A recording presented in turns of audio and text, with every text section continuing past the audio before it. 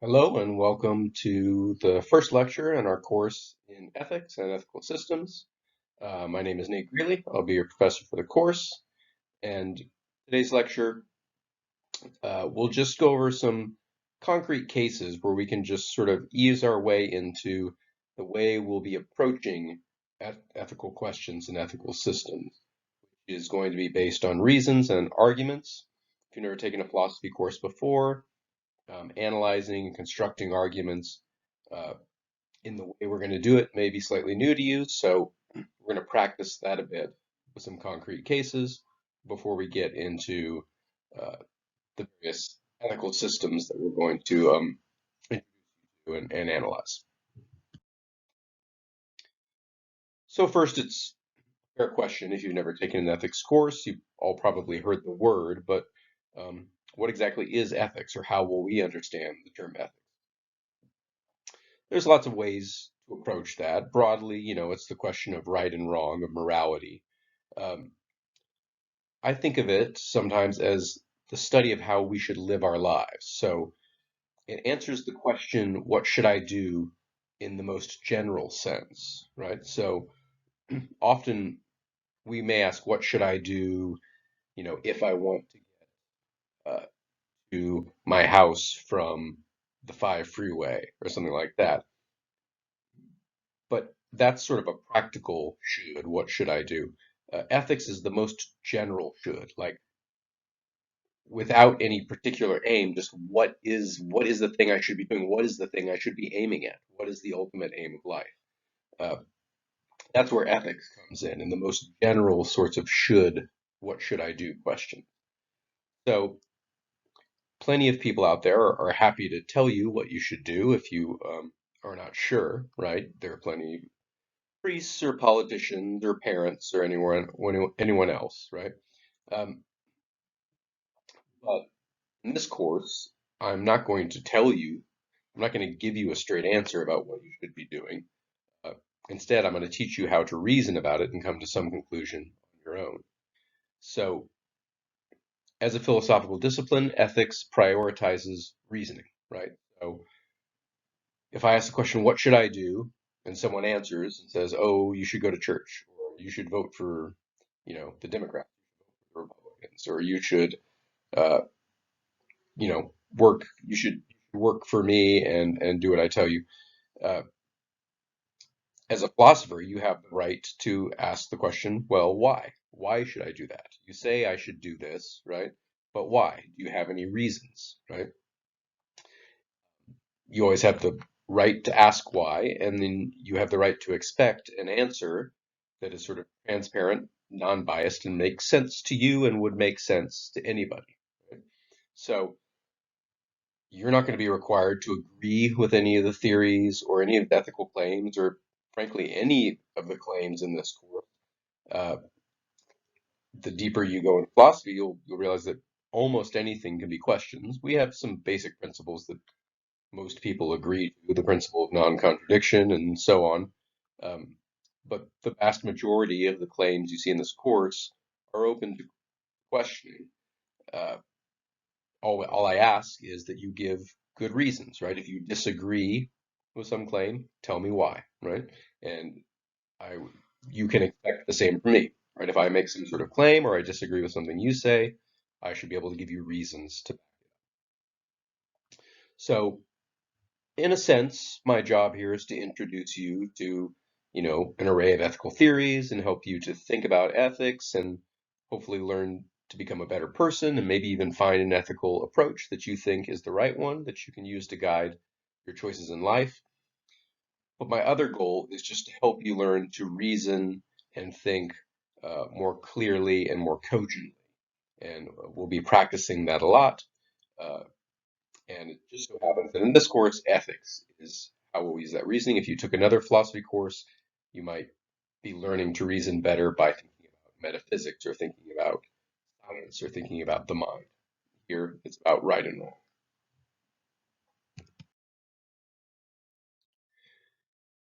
So the text for this course is Rachel's and Rachel's. It's James Rachel's, who has since passed on, and his son. has continued this text. So this text has been around for a long time. Many people use it in ethics courses. I use it because it is a very clearly written um, introduction to the main ethical theories. Uh, we'll also be um, we'll also be reading some primary texts, right? So we'll be reading some Aristotle, we'll be reading some Hume, we'll be reading some Kant, and so on. But this lecture is corresponds to the introductory chapter of the Rachels. So Rachels uses three sort of concrete examples of ethical dilemmas that have actually happened, right? These are real examples from history and relatively recent history, in order to help practice analyzing these problems using reason.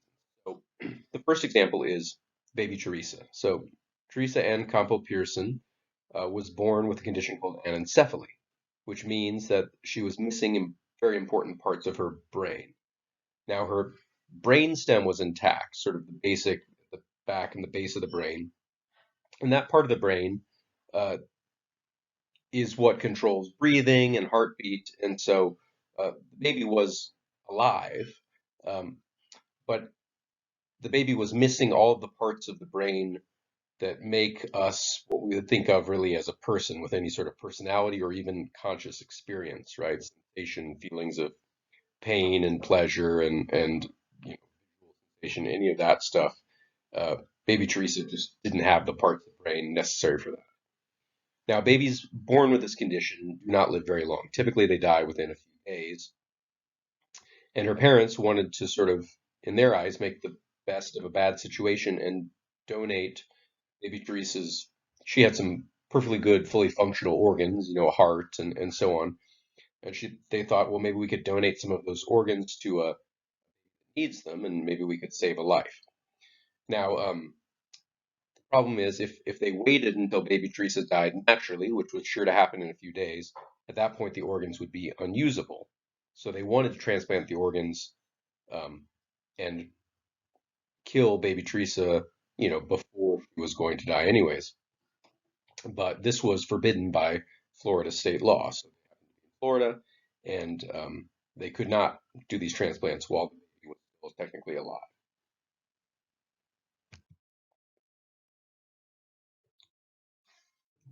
So we have here an ethical dilemma, right?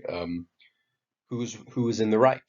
Who's making the ethically right choice? The parents, who wanted to transplant the organs, even though it would technically kill, right, baby Teresa and end her life, such as it was, or was the state of Florida correct that you can't kill a baby just to take its organs, right? What would the right thing to do be? So again,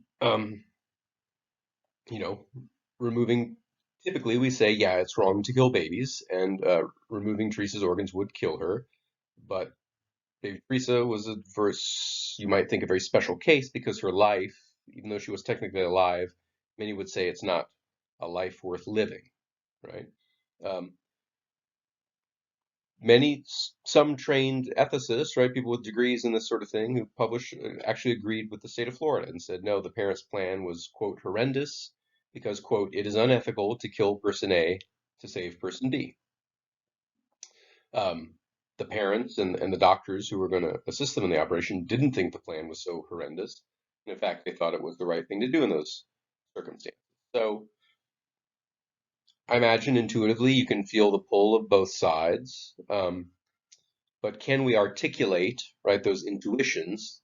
And maybe some of you even have a clear intuition on one side or the other. Maybe some of you are thinking, absolutely, it's wrong to go baby Teresa. Or absolutely, they should have donated the organs.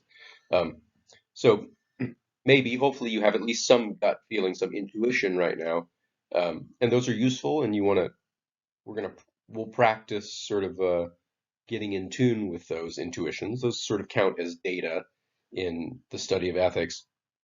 But we would also like arguments, reasons, right, for those conclusions, right? We can't just go with our. So here's one reconstruction of what parents might have argued, right, if they were asked. So arguments, as we'll present them, come with premises and conclusions. So here the conclusion, when it's set up formally like this, the conclusion typically will come last, and I have word like therefore, right? To here comes the conclusion. And every sort of numbered line that isn't a conclusion is a premise or a reason to believe the conclusion. Right? So here we have an argument with two premises, numbers 1 and 2, that are supposed to be reasons for us to believe the conclusion, which is line 3.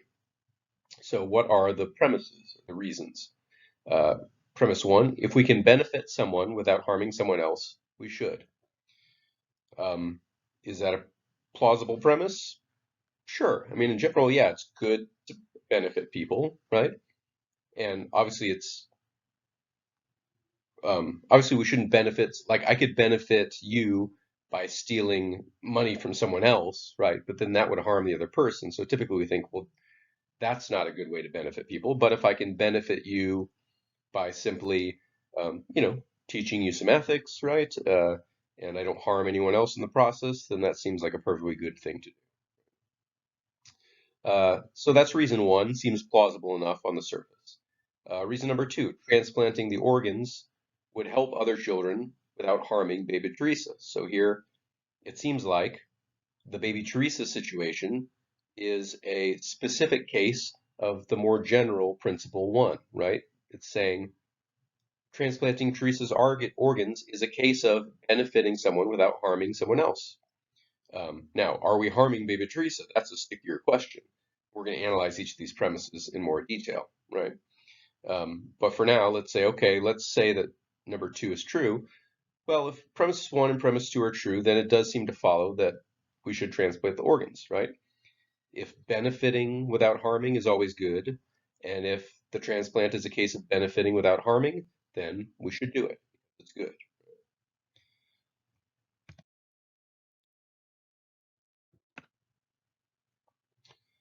So on the surface, it seems like a reasonable argument, right? But let's focus in on that second premise, right?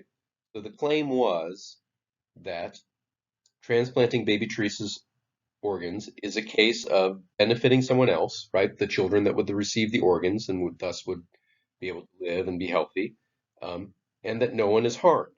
Now, is it true, right, that no one is harmed in that situation when baby Teresa's organs are transplanted? Well, on the face of it, it might seem that baby Teresa is harmed, right? I mean, the operation would kill her. Typically would think killing someone is harming them, right? So perhaps premise 2 is false, right? Maybe the baby Teresa case is not a case of benefiting someone without harming someone.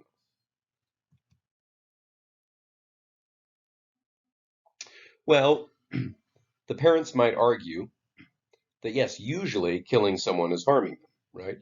But maybe baby Teresa is a special case, right? So why is killing someone harming them? Well, harming someone is to somehow make them worse off, right? Or to do something that's not in their interest, right? And typically we do have an interest in staying alive because something good comes from it. And killing us would make us worse off, right? So by being alive, we have pleasurable experiences, right? We eat foods, we smell roses, we go to college and learn things, we develop relationships and make friends and have lovers and so on, right? These are the benefits of life. And to rob someone of those is to make them worse off, it's to harm them. The thing is that Teresa's life could not promise any of those good things, right? She had no consciousness. Remember, her brain, many very important parts of her brain were missing. In fact, the parts that would allow her to enjoy food, smell roses, make friends, fall in love, right? Baby Teresa really had no prospect of any of those benefits of life. So in killing her, we're not actually robbing her of any of those good things. She never would have had them in the first place. So if we buy that interpretation to say, yes, normally to kill someone is to harm them because it makes them worse off, but in baby Teresa's case, right, her situation was so bad that we aren't actually making her worse off by killing her, right? And if you believe that, then maybe premise 2 is true, and then maybe the argument is convincing to you. Now, you don't have to agree with me, right? But this at least is something like the parents' reason.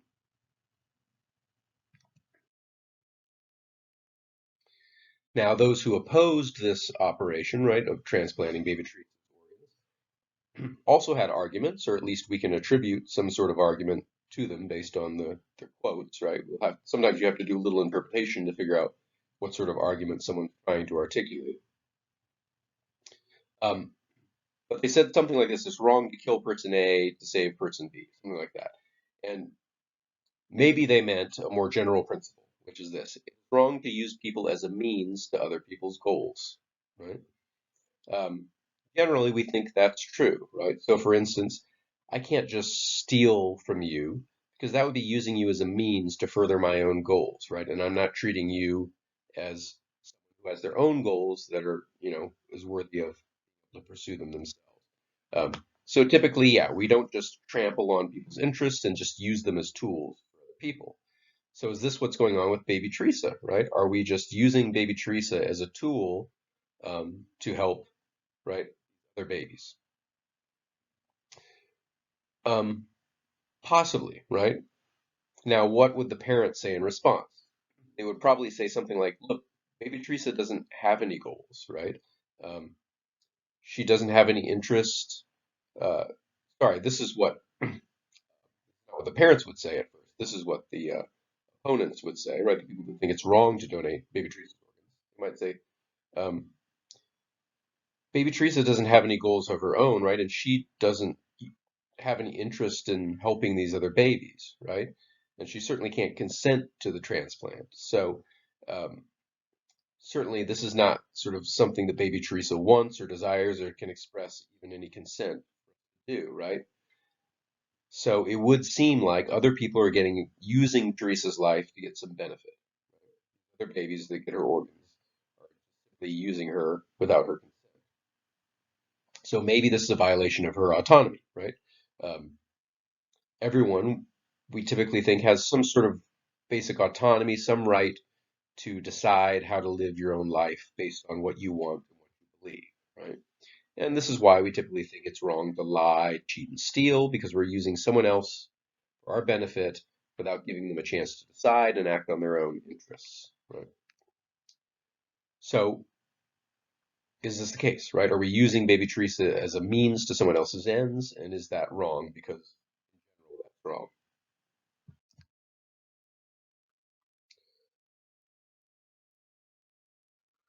But again, we might ask, is Baby Teresa a special case, right? In general, yes, right?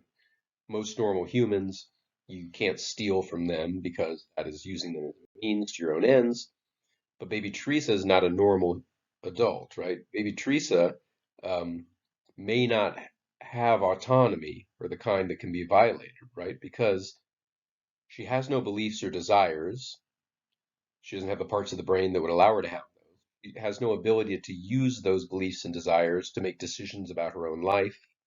Um, so, yes, she can't consent to the transplant, but in the same sense, maybe you couldn't do a transplant against her wishes because she has no wishes, right? So, yes, she can't consent to it, but also she has nothing, she has no interests that would be violated. She doesn't have the parts of the brain you need for it, right? Now, lots of babies can't make decisions for themselves, right? Normal babies can't do that. And that doesn't mean you can do whatever you want to a baby, right? Typically, we have to consider if someone is incapacitated or too young to make decisions for themselves, we have to make decisions for them. We think, well, what would be in their best interest? But again, Teresa is sort of unique here because Teresa arguably doesn't even have any interests, right? She doesn't have any future beyond a couple days, um, no prospect of her life improving, right? We can't even plan for like, oh, what would be best for Teresa, right? Well, nothing. Her life has started at almost zero and will be over soon, right? Um, sometimes when we're trying to make decisions for other people, we think, well, if they could tell us what they would want, what would they say, right? So if someone's in a coma, sometimes we'll do something like that. But Teresa just doesn't even have any preferences, right? There's a question of what would she tell us doesn't make sense for her. Not the sort of creature that could ever tell us what she wanted, right? So again, yes, it's wrong to treat people as a means to your ends, but is Teresa the kind of creature, right? The kind of being or human being that qualifies their own ends that could be violated?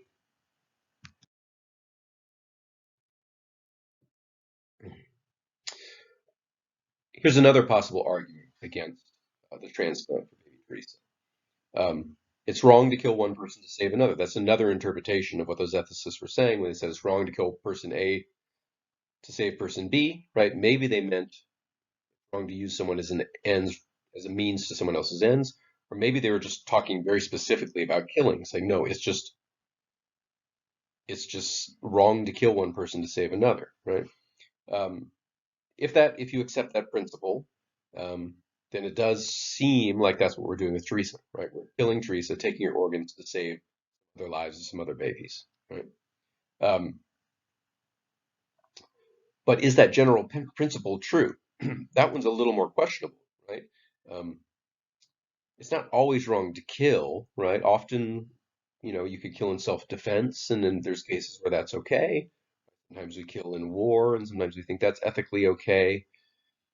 So it's not always wrong to kill one person to save another, right? If a um, serial killer came in at me with an axe, right, and you shot the serial killer to save me, well, that would be killing one person to save another, but that would be okay, we would think.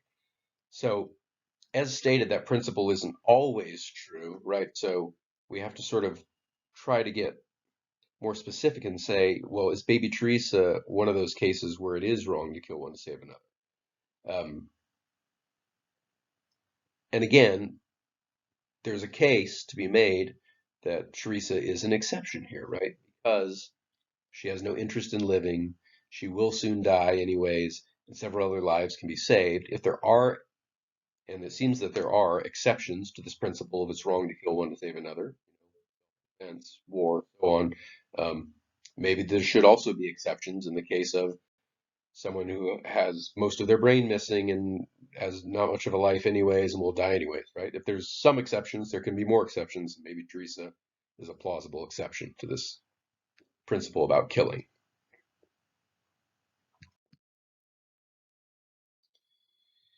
You might argue or wonder whether um, transplant is a case of killing at all, right? Might ask, should we even consider Teresa to be alive? Much of this depends on your definition of what it is to be alive or what it is to kill. And these definitions do change over time. So, for example, um, before heart transplants were developed and the technology was available, um, like once it became possible to transplant a heart, they ran into the problem that it was technically illegal because we define death as the stopping of the heart, right? Um, but to do a heart transplant, you need to pull it out while it's still beating and transplant it, right? Once it stops beating, it's useless. Um, so what do? They change the definition of death, brain death, right? So if somebody's did not have any brain activity anymore, but their heart was still beating, we consider them dead now. We change the rules, what counts as death, and now we can do the heart transplants, right? Is Teresa brain dead? Not according to our current definition, right? So the brain stem was still active, it was still keeping the organs alive, and by the current definition of brain death, she was not brain dead. Um, but her brain is certainly not fully functional in any real sense that would call it, a normal human life. So you might think we've changed the definition once, could we change it again, right? And so that Teresa would qualify as brain dead, and therefore we wouldn't be killing her.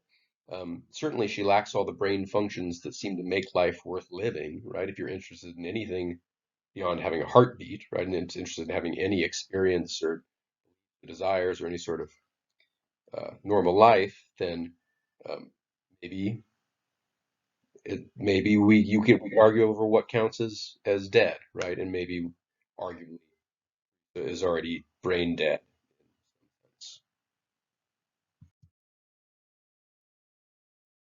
Okay, so to sum up the baby Teresa case, um, at least as presented by Rachel's, the argument for the transplants seemed fairly convincing, right? The premises did seem true. The second premise needed a little work, right? Were we really not, were we harming baby Teresa or not? But if you buy the further arguments, then it seemed like, sure, if we can benefit someone without harming anyone else, then we should do it. And it seemed like Teresa was not the sort of being that could be harmed, and we could benefit other people, so the transplant should. Now, don't just take my word for it. If you disagree with any of those premises or any of those further arguments in support of those premises, um, by all means, I'd love to hear about it. You can bring it up in the discussion, right? And in your discussions, if any of these start to gain traction or stay interesting to you, you can develop it into a paper. Um, Likewise, any of the further responses. So these arguments have gone fairly deeply into the weed. We have a premise. We have a question of whether that premise is true. We might have several arguments for and against, right? Um, so in the weeds of these arguments, right, where you're sort of like 3, 4 moves, you can think of it as kind of a tennis match. Some of this stuff, right?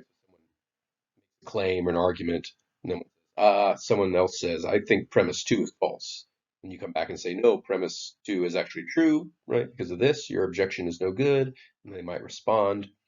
And 3 or 4 moves deep in the tennis match is where you can start to have kind of original responses. And, you know, there's room for you to jump in with something new. So uh, pay attention when it gets into the weeds. Don't let your brain drift off, because that's actually where the juicy parts are. All right, let's try another example here. Now, this one, the examples get progressively trickier, right? So, if some of you had fairly clear intuitions, absolutely we should transplant Reese's organs. This one gets a little trickier, and see where your intuitions fall on this one. So, this is in the year 2000 in Italy, and an Italian woman was pregnant with conjoined twins, right? What would have in the past been called Siamese twins, right? The twins were named Jody and Mary. Um, So Jody was sort of the stronger of the two twins. The heart was on Jody's side, so they shared some organs. And so Jody was sort of keeping Mary alive by pumping blood for Mary. Now the doctors predicted that this situation could not go on indefinitely, and within 6 months, both of the twins would die unless they were separated. Now, if they were separated, Mary, the weaker of the twins, the one without the heart, would die immediately. But then Jody, once separated, would likely live a normal lifespan, 80 years. Now, the parents, who were devout Catholics, were not in favor of the operation. They thought that only God could decide this sort of thing, right? And so they did not want to do the operation. However, the doctors disagreed um, so severely, in fact, that they went to court, petitioned the court to have the operation performed against the parents' wishes, won the case, they performed the operation, and Jody was saved and Mary died. So again, we have a sort of ethical dilemma, right? The parents thought, no, we should not sort of play God here, and we should not separate these twins and kill one of them, right, to save the other. Um, and the doctors and the courts said, no, the right thing to do here is to perform the operation and save Jody, even if it means that Mary dies.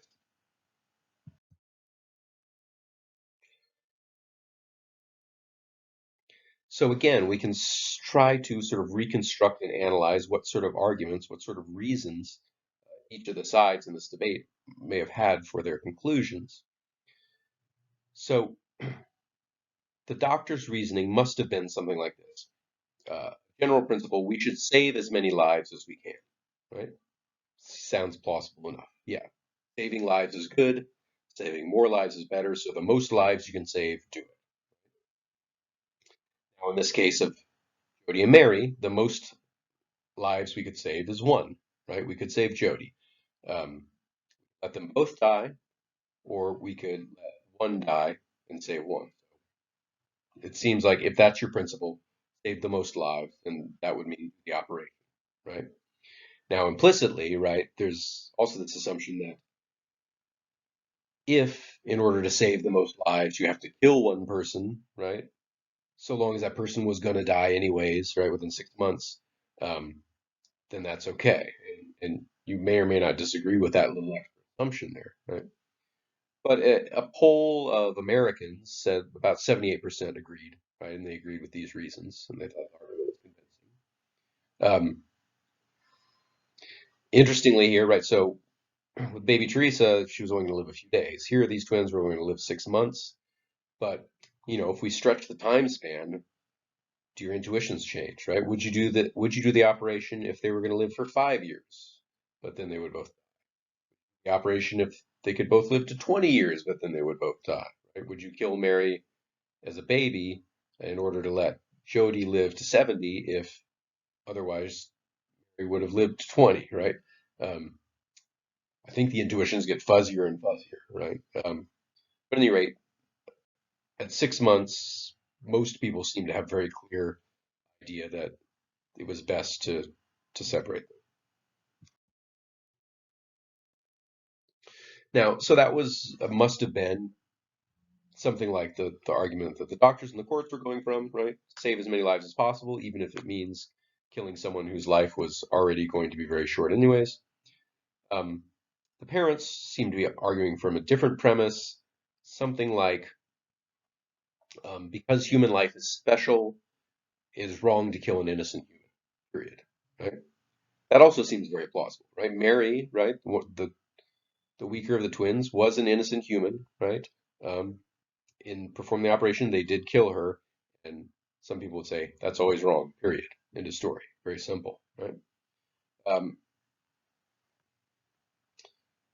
the question is, in Teresa's case, right, her capacity for like a human life was so limited that it was a little bit easier to say she doesn't really count, right, as having this special value of human life because she didn't even have the brain. Um, Mary was a little bit more normal, right? A 6 month old has some experiences.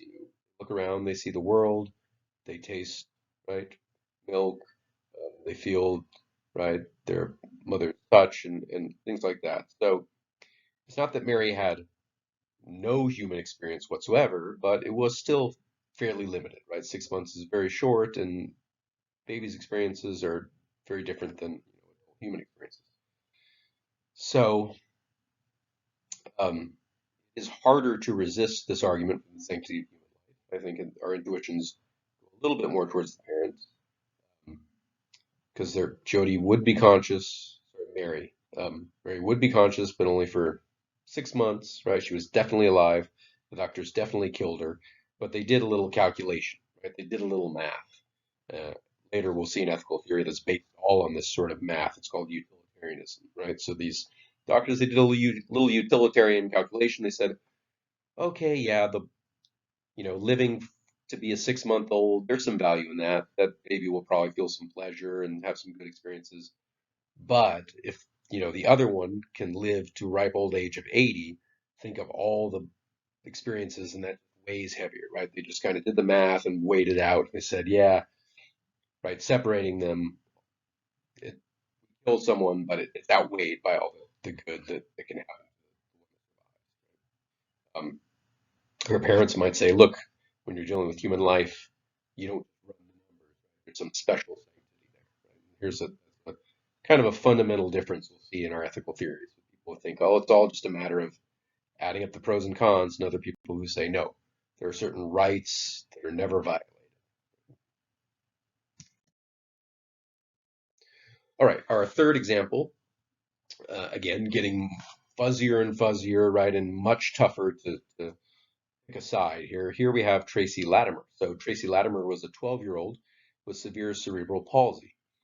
She weighed only 40 pounds, right, at age 12, had the mental function of a 3 month old baby. In 1993, her father put her in the cab of his truck with a hose hooked up to the exhaust, right, so deliberately giving her carbon monoxide poisoning, simply a painless death. Um, Tracy's mother returned home, found her daughter dead, and said she was relieved. That she basically approved of what um, Tracy's father did. She said she didn't have the courage. Now, Tracy's father was arrested, convicted of second-degree murder, um, which carries I believe this was in Canada, carries a 10-year minimum sentence.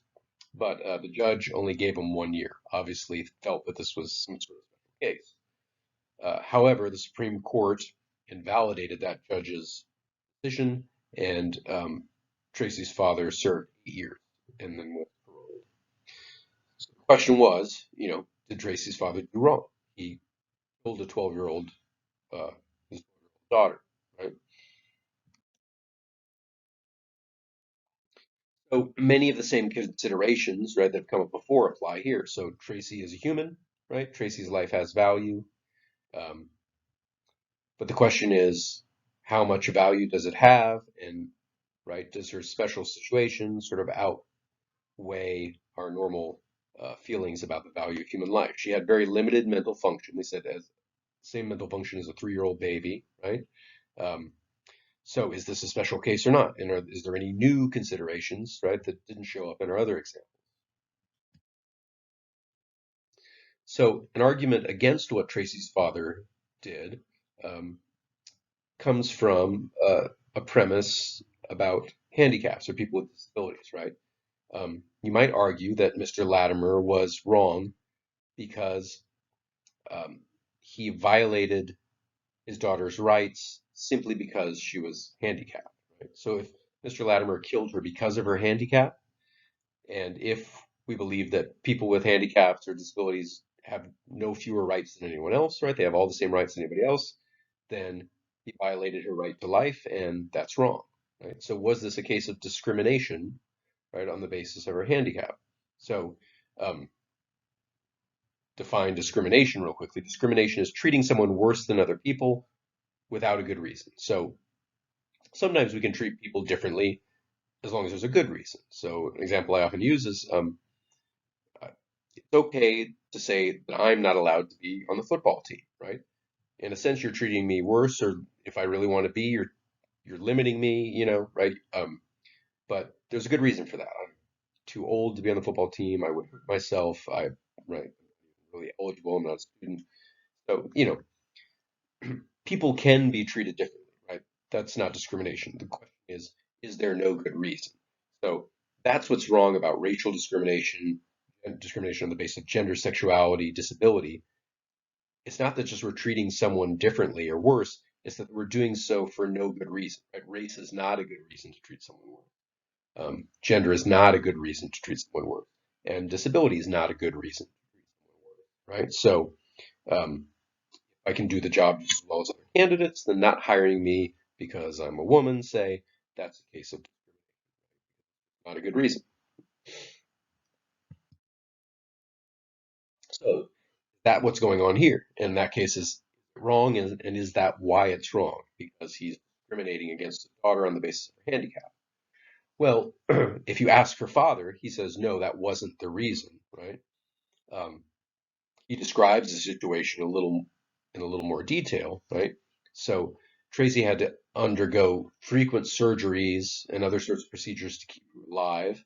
Um, those were very painful to her, and in fact, her everyday existence was extremely painful, right?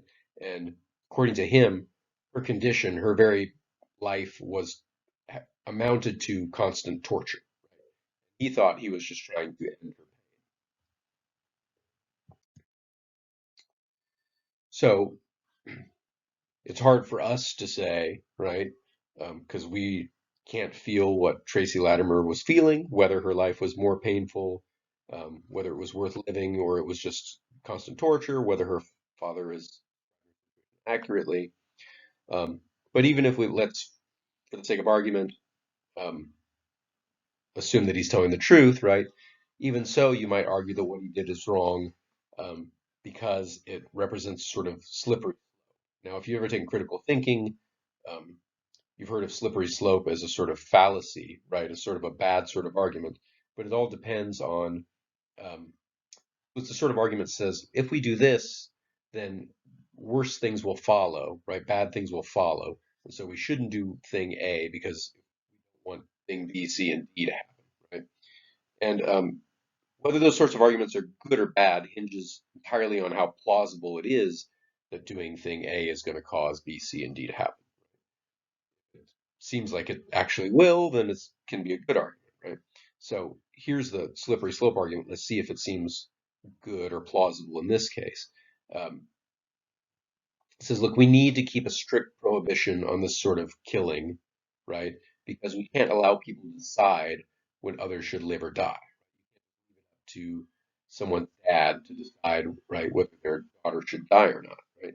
Um, Even if they think that they're doing sort of a mercy killing or doing what's best for her, you can't just leave it up anybody to decide that, because next thing you know, people will doing mercy killings on the elderly, the infirm, or other quote useless members of society, and then you get in this slope into like some Nazi sort of nightmare, right, where only the genetically pure survive. Um, so is this a slippery slope fallacy or is this a plausible argument, right? Letting Mr. Latimer off the hook for doing this will encourage other people to do that with their elderly grandparents and so on until people are wherever they find inconvenient. Um, these sorts of arguments are common, right? And often they don't really pan out. Like, so for example, when in vitro fertilization technology started to become viable, lots of people made slippery slope arguments. Oh no, there's going to be babies in test tubes, that all of a sudden it's going to be Brave New World by Aldous Huxley, right? He describes sort of dystopian society where children are born in factories, whatever. Um, and that argument really didn't pan out, right? Nowadays, IVF is really commonplace and really helpful procedure for people who are having trouble conceiving naturally, especially as people start to have children later and later in life, right? So, um, a quote, I think it's Yogi Berra: "It's hard to make predictions, especially about the future."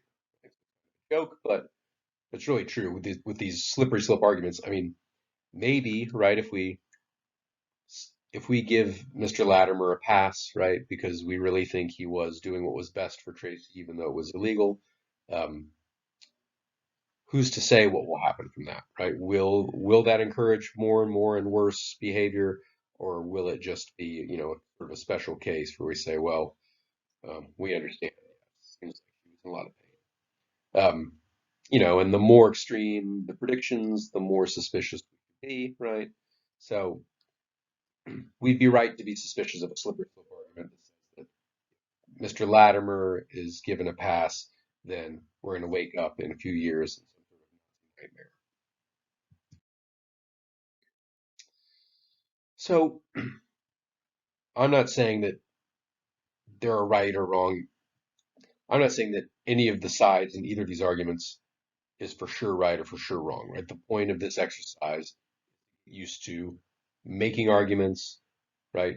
Analyzing arguments, finding, okay, here are the reasons, here's the conclusion to be drawn, um, and thinking them through carefully. So again, the lessons to walk away is not that Mr. Latimer was right or wrong, or that, right, baby Teresa should or shouldn't have had her organs donated. The lessons are moral judgments need to be backed by good reasons, right? So we do tend to have intuitive reactions, and this is just part of moral psychology. Often our moral judgments um, don't initially come from reasons, right? They sort of come from a more intuitive sort of reaction that we have. But as right intelligent people that are by the end of this course, you'll have been trained a bit in ethics. You can listen to those intuitions as a place to start, but you are going to need to practice your moral claims, right? So moral judgments need to be backed by good reasons. Two, and in making moral judgments, everyone's interests should be considered, right? So these cases in particular were chosen because, in addition to being interesting, puzzling moral questions, they do elicit strong emotions. Emotions are important, but I want you to be able to separate those from your reasonings, right? If you think about it,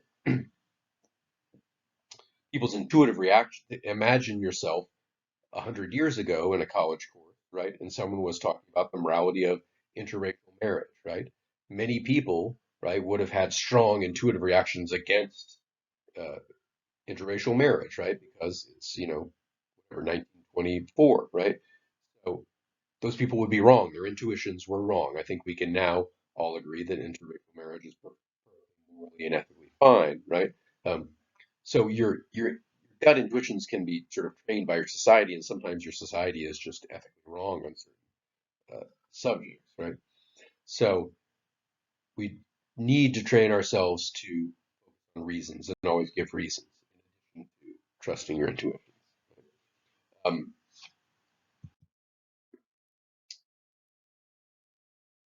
so we're going to argue that the fact that right morality is reasons based is it's not an uncontroversial claim. We will see moral theories that dispute this, but it also is sort of a theme of Rachel's book. Rachel seems very clear that he thinks that rationality has an important role in ethics. I tend to agree with him. Um, so we'll get into this stuff a bit more, right? But we will also practice, right? If you believe me, right, for now that moral claims require reasons, you might ask what counts as a reason, right? What's a good reason? What's a bad reason? Um, and that's a good question. That's something we need to learn and need to practice, right? So, for example, searching the internet until you just find someone who agrees with you and quoting them, that's not a good reason, right? That's actually what we call confirmation bias, well-known cognitive bias that we have, right? Um, I can't get too much into the weeds of what counts as good reasons. Taking a logic or critical thinking class would help with that. I'm happy to chat with it in, office hours and stuff. So for now, we're just going to have to practice, right? But one thing we can say, a good reason is one that should appeal to everyone, right? If a reason is good, then everyone will tend to agree with it. And that's how you construct a good argument. You start with premises that everyone will agree with, and you show that those entail, right, or force you to believe the conclusion that you want everyone to believe, right? So um, will practice this and get into it more. I wanted to flag this at the beginning. So notice that in these arguments, they follow that sort of pattern that I just described, where they would start with a general moral principle that seemed very plausible and that everyone could agree with, right? If we can benefit someone without harming someone else, we should do it, right? It's wrong to kill an innocent human being. Things like that. These very general principles. We should not use people. Not kill one person to save another. We should do what will benefit people, right? Life is sacred. We should not discriminate against the handicapped, right? These all seem very plausible, right? Um, but we notice some of them, when you scrutinize it a little bit, there are exceptions, right? Or there may be cases that don't quite apply, right? So it's not always the case that we can kill one person to save another. Again, we can kill a murderer to save an innocent person, and so on, right? Um, so often that's how these arguments will start. More general principles that everyone seem very plausible, everyone agree, that help us then drive a conclusion. Um, but you have to always be careful and always scrutinize them, right? And there's no real formula for doing that. You can always come up with a new objection, another argument. Good news for you because that's what you'll do in your paper. Um, but I do want to point out, just because it's true that you can always argue these points further, that doesn't mean that ethics is totally subjective or there's no right answer. That just means it's a difficult thing, right? Typically, if you've never taken a philosophy course and you sometimes wonder what the heck is philosophy, it's a good question. People argue over it. Um, Here's how I explain it. Once upon a time, 400 BC, if you went to college, there was one subject and it was philosophy. And philosophy covered everything, from how plants and animals live and reproduce and things like that, to how the cosmos are ordered and why, right, the planets revolve around the sun and so on. So everything was philosophy, right? And what happens is, as we start to get really a good handle on certain things, like astronomy and biology, they'll tend to spin off into their own subjects, right?